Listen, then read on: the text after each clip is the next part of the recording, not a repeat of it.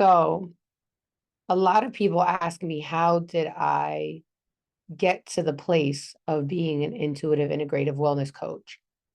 And it really isn't something that I sought out. And it really was not a place that I think that I'd ever be in, let alone be a coach. Um, I think it came from all of the medical issues I had. When I immigrated to the United States in the 90s, I started to experience a lot of physical issues and a lot of ailments. Like I, for example, couldn't participate in recess or do any sports because every time I fell down, I would be in excruciating pain. And when I look at photos of myself when I was younger, I'd always be bandaged up one way or another, whether it was my knee or my ankle or my wrist or my elbow. And I would gain weight and drop weight 5 pounds like that easily within a week. And despite the fact that I've always eaten very clean in compared to a lot of other people's diets, let alone teenagers or young adults, my weight would always fluctuate. I always felt very puffy. I always felt inflamed.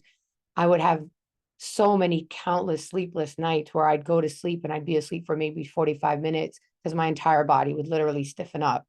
I felt like I had to just literally hold my hand and just try to straighten out because I was so stiff and I was in pain.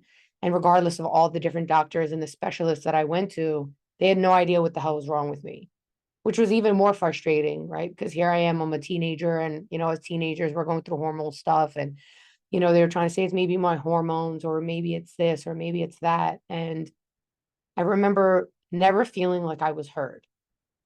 And the last and final time that I was hospitalized and that I trusted a doctor, I was in the hospital for 4 days.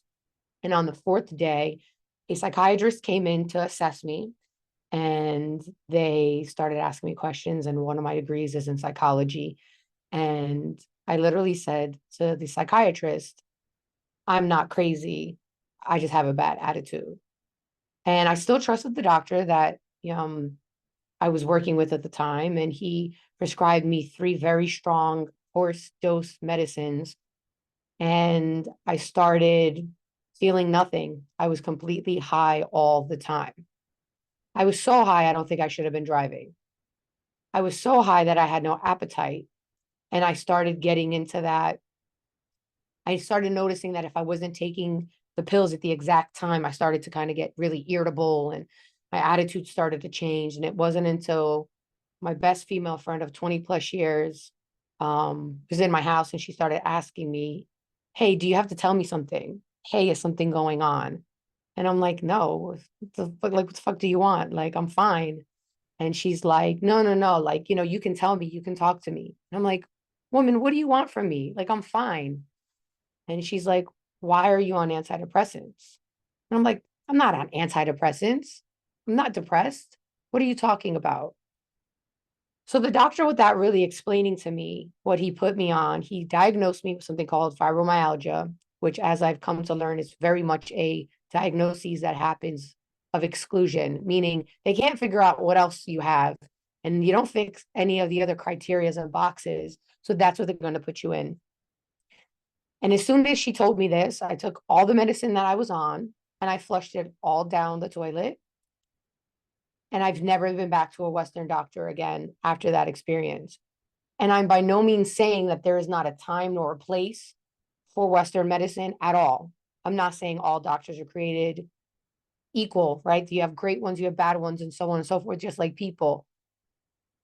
But through all the things I went through for over a decade, literally feeling like my body was attacking me and I had no one that was listening to me, and they were just trying to band-aid the problem, and they were just trying to basically keep me high and sedated. I didn't want to live that way anymore at 25. And I ended up moving to South Korea.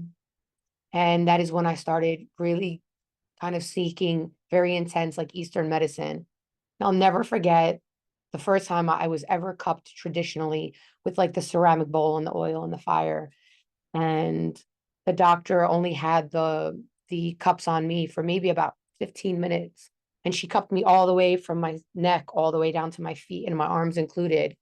And when she took the first cup off, she said in Korean, chin chow, which is like, oh my God, really? And she couldn't believe it because I wasn't purple. I wasn't red. I was black. I literally looked like a Dalmatian. And she said to me, I can't believe your body's in this much pain. And through all the different things I started to do, and I started going back to my roots and started to eat more the way Polish people eat, it probably took me a full decade till I really started to figure out what works for my body. And what started then happening to me is my friends and my family around me would be like, kind of coming to me like I'm the witch doctor and the guru of, hey, I have this ailment, or hey, I have this issue. And that's kind of what led me to where I'm at today.